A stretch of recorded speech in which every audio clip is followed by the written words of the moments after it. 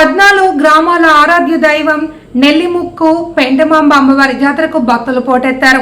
విశాఖ జిల్లా పెదగంట్యాడ మండలం నెల్లిముక్కు గ్రామంలో వెంచేసి ఉన్న ఆలయంలో అమ్మవారి వార్షిక జాతర అంగరంగ వైభవంగా నిర్వహిస్తున్నారు. అమ్మవారిని రాష్ట్ర తెదేపా అధ్యక్షుడు ఎమ్మెల్యే పల్లా శ్రీనివాసరావు దర్శించుకున్నారు.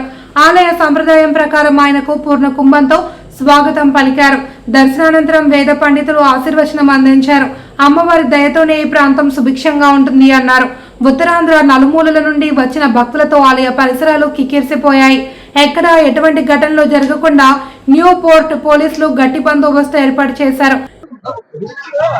గడ్డిగంటాడులో వెలిసినటువంటి శ్రీ శ్రీ శ్రీ పెంటమాంబ అమ్మవారి యొక్క మరి వార్షిక మహోత్సవం సందర్భంగా, పండుగ సందర్భంగా మరి ఇక్కడ గ్రామ పెద్దలు అందరూ కలిపి ప్రతి ఏడాది చేసే విధంగా ఇంకా ఘనంగా ఈ ఏడాది చేస్తూ, అందుకు వారికి ఈ సందర్భంగా నేను ధన్యవాదాలు తెలియజేస్తూ, మరి ఈ చుట్టుపక్కల ప్రాంతం ఉన్నటువంటి వాళ్ళందరూ కూడా అమ్మవారి యొక్క దర్శనం చేసుకొని అమ్మవారి యొక్క కృపకి పాత్రలు కావాల్సిందిగా కోరుతూ, అలాగే అమ్మవారు ఎప్పుడు కూడా ఈ ప్రాంతాన్ని చల్లగా చూస్తూ, ఈ ప్రాంతాన్ని సుభిక్షంగా ఉంచుతూ, అలాగే అందరికీ కూడా అవకాశాలు, ఉద్యోగ అవకాశాలు కావచ్చు అన్ని కల్పిస్తూ అమ్మవారు ఉన్నారు.